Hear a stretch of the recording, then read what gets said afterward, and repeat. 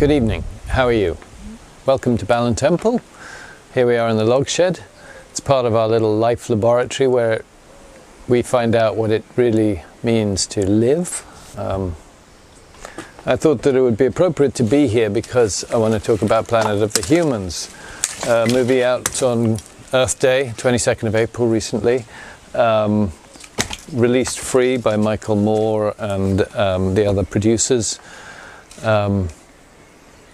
I watched it. I found it very moving. I thought it was a good movie. It got a lot of flack, so I thought I'd weigh in. Yeah, it talks a lot about biomass. This is biomass. This is wood. This is from alder trees out there, which we cut earlier the year. It's still quite green. Lunar move. And this is what you have to lift in order to split the wood. So it's not for nothing, okay? Because that takes energy. They say it warms you, what, twice, 3 times? I don't know. It warms you when you fell the tree. It warms you when you haul it in. It warms you when you split the log and chop the timber, stack it, bring it into the house, shove it in the stove, and then it cooks for you and so on as well. So that's what the movie's all about, really. It's about the monkey in the room, not the planet of the humans, not humanity. It's about our voracious appetite for energy. Energy.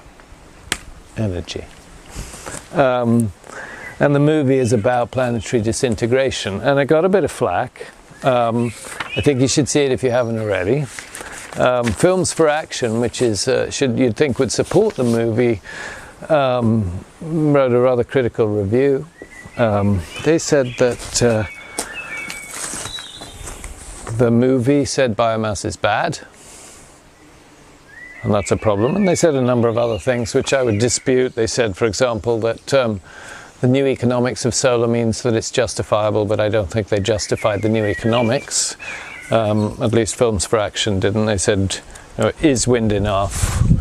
And again, the economics was an issue. So these are all sources of alternative fuel, biomass, solar, wind, which were criticized by the movie Planet of the Humans, and which Films for Action came out with a critical review of Planet of the Humans saying, no, we think that these are viable solutions to the problems that we face. But I don't believe they justified that. I do agree that we have to transition and we need to become aware of the issues.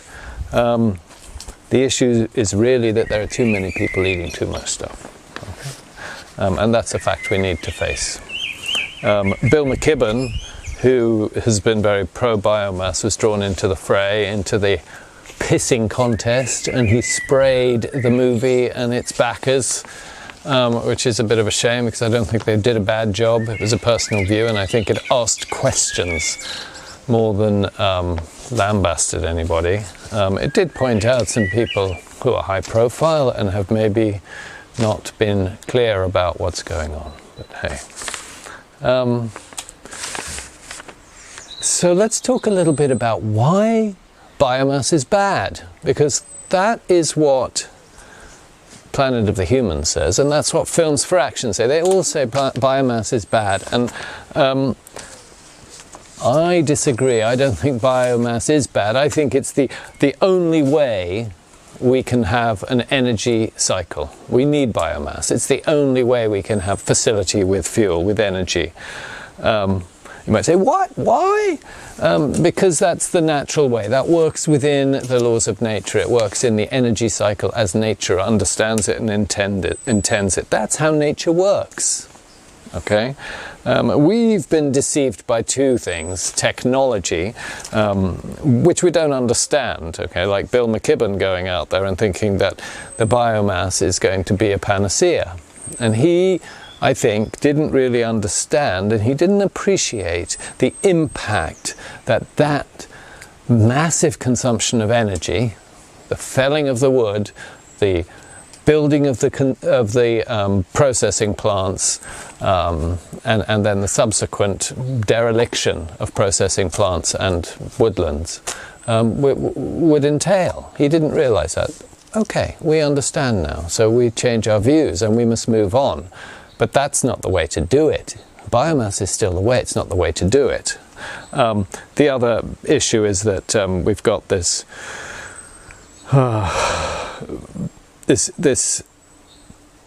millions of years of sunlight which we're consuming like that. Fossil fuels. We didn't understand it when we started using it. That was thousands of years ago in oil lamps from surface oil. But when it really started to come on 150 years ago, the Industrial Revolution, starting to make materials with it and then starting to use it as fuel. Diabolical. Diabolical. The diesel engine was built to run on vegetable oil. And now we're using mineral oil. So that mineral oil has deceived us into thinking that we can break nature. The technology, which we don't understand, and that's our fault because we don't inquire. And the millions of years of sunlight which are locked up in fossil fuels. Okay. So, in fact, we are like cockroaches, as they say in the movie, The Planet of the Humans. We are like cockroaches, eating our way through our habitat without understanding it. We don't have to be like cockroaches. We can step back, see our own behavior and change our behavior. We don't have to be like cockroaches, but that is how we are behaving as a species now. And I think that's the message of Planet of the Humans, isn't it?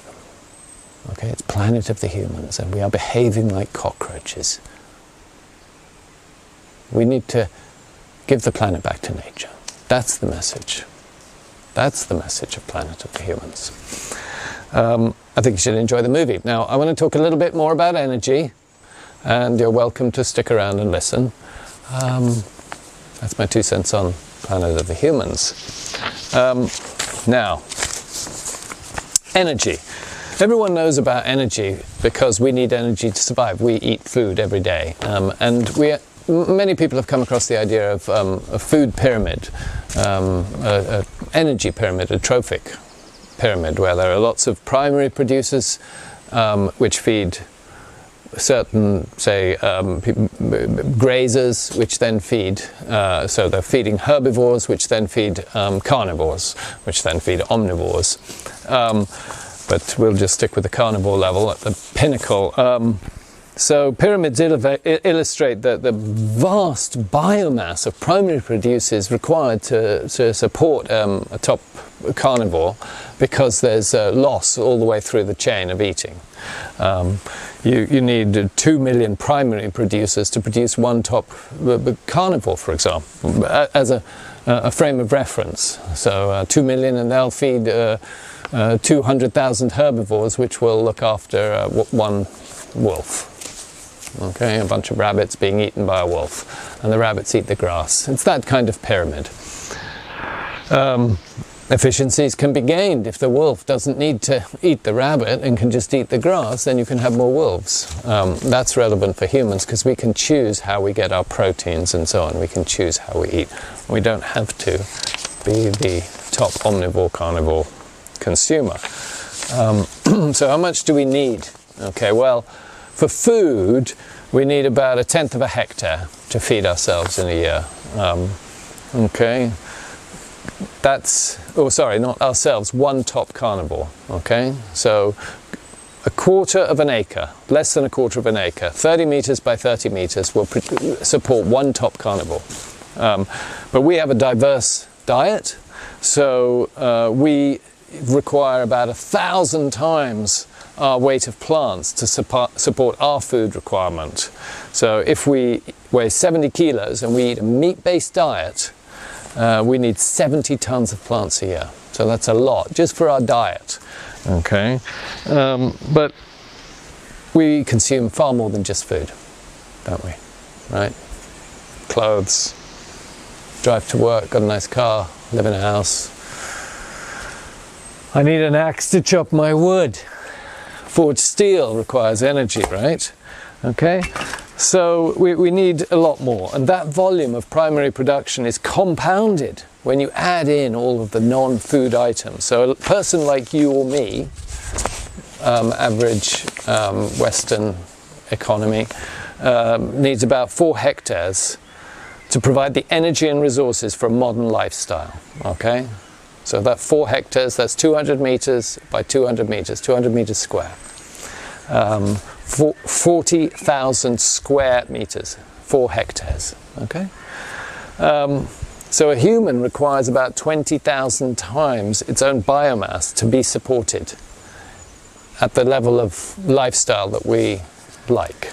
And if you're in a family, say you've got a family of 4, those 4 people, 4 times, so that's 16 hectares, right? And you've got, it's just alarming.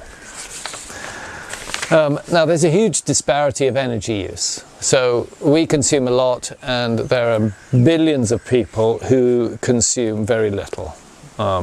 It's embarrassingly unfair. Okay, the richest 20% of the human population, that would include us, right? Most of us, right? Not the richest 1% or the 0.1%. I'm not talking about the billionaires and the millionaires. I'm talking about people who have regular jobs. Okay, Western economies.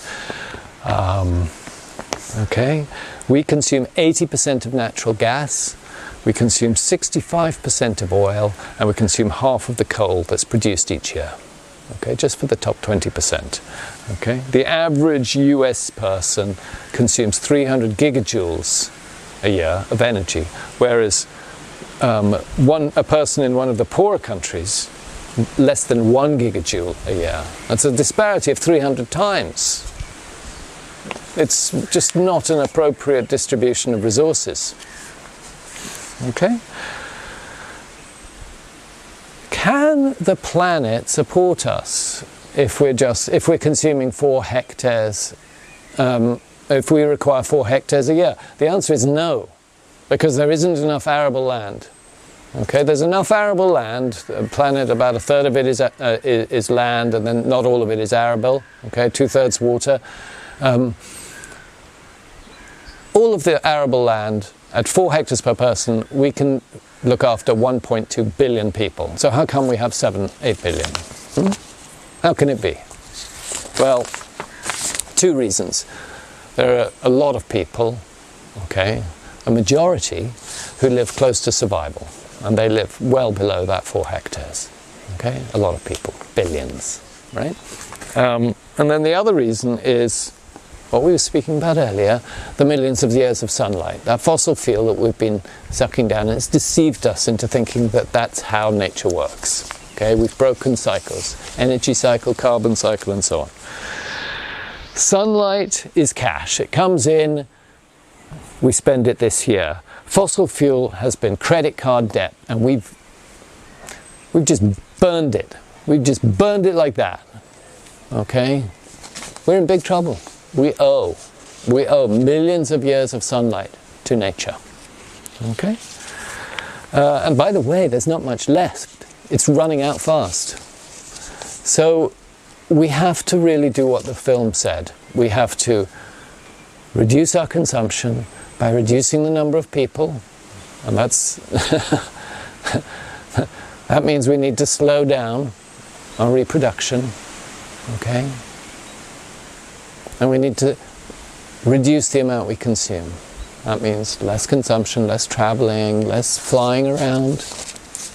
Okay? And that was the message of the movie. Okay?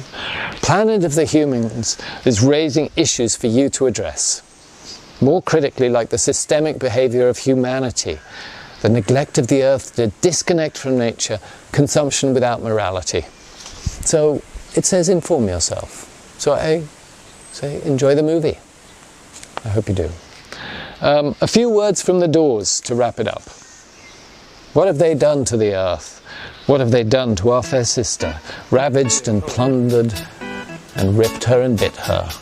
Stuck her with knives in the side of the dawn and tied her with fences and dragged her down from when the music's over. Let's sing a new tune soon, shall we? A tune that is in harmony with nature. See you again soon.